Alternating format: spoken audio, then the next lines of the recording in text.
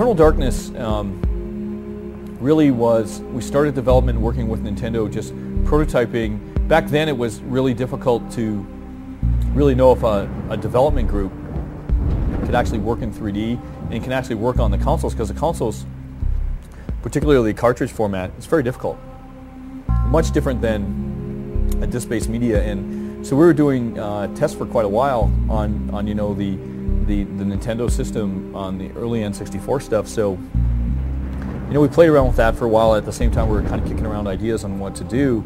And back then, it was a real significant transition from 2D to 3D. And a lot of companies, last generation, I think, really failed to meet the mark of being able to make the jump between 2D and 3D. So now a lot of those, you know, really great developers that used to hear about all the time, now it's just gone because they didn't make that transition successfully. The actual development time wasn't really that long for the game. It's just that we decided to change platforms. We wrote everything from scratch. There's nothing ported. And in some sense, you know, we're doing some early prototype stuff with 2 Human. And, you know, I talked about that before, you know, openly, that we took, you know, basically a lot of the stuff we had developed for 2 Human on the GameCube and basically moved it over to Eternal Darkness and adopted from there. So, you know, it was a big transition, but one worthwhile. And by the time we were done, it's one of those. Eternal Darkness is one of those games where we look at it and just, you know, are very, very happy with it. We've never had a game before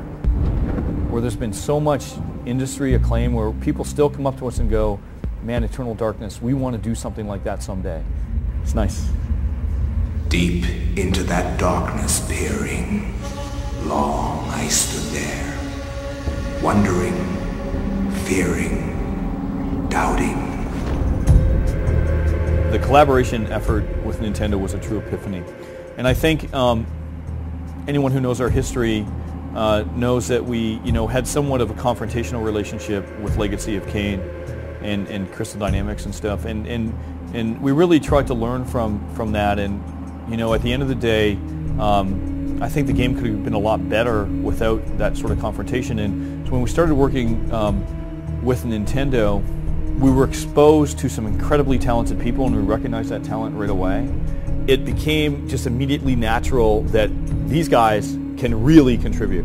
It's not from a standpoint of, you know, some horror stories you hear in the industry of, well, this person's only worried about, you know, his personal career or getting promoted or any kind of stuff like that. These people were for real. I think there was a tendency and a bias in our industry that said, you know, Eternal Darkness was exactly like Resident Evil. And many people who haven't played Eternal Darkness think it is like Resident Evil. And clearly, I don't think that could be farther from the truth. And in some sense, you know, survival horror has really, and I think it's been great for the industry. Obviously, big influence on me. I love the Resident Evil games, but I think it's sort of niched the horror market in such a way that it really needs to be changed. I think Eternal Darkness to us is kind of like a foreign film, and it got, you know, they get tremendous critical acclaim in something like, to me, like say $1 Million Baby, which is an incredible movie, but really, you know, doesn't hit that Lord of the Rings numbers. But overall, you know, certainly didn't do poorly. It just didn't. We hoped it would sell millions and millions, and I think the quality of the game certainly did not meet its potential for, you know, God, who really knows in the end, you know, unless, you know, it gets out there. So I think that's some of the best answers I can give to that question. To think that once I could not see beyond the veil of reality, to see those who dwell behind. I was once a fool. When we create something, we always see it as a world and not a singular title. So by definition, everything we do pretty much is like that. So if you were to say, do you have a lot of ideas in mind, and have you thought about in depth about where you take Eternal Darkness, the answer would be absolutely yes. I think there's a lot of, you know, potential there. I think you know, we'd really have to really think about how to evolve something, you know, because we talked about sequelitis. And I think one of the biggest mistakes you can do is repeat upon the same things that you did before, and at the same time, you got to keep true to your mythology or to your creation. So doing that's extremely challenging. And so, but yeah, I think that would be, well, I know it would be awesome. I wouldn't even think, it's just no question. Humanity has been on the edge of extinction for 2 millennia, ignorant of so much and dependent on so few. The Guardians grow restless. Has Nintendo learned anything from Silicon Knights? I think unquestionably so.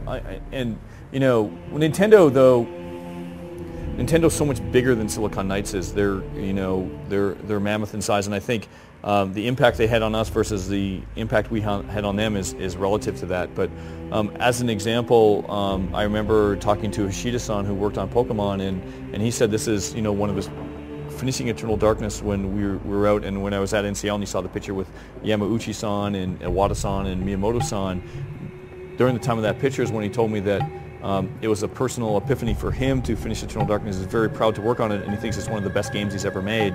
And quite frankly, when someone who's worked on Pokemon says that, that's significant. So I think it's very possible that we changed the way things worked at Nintendo.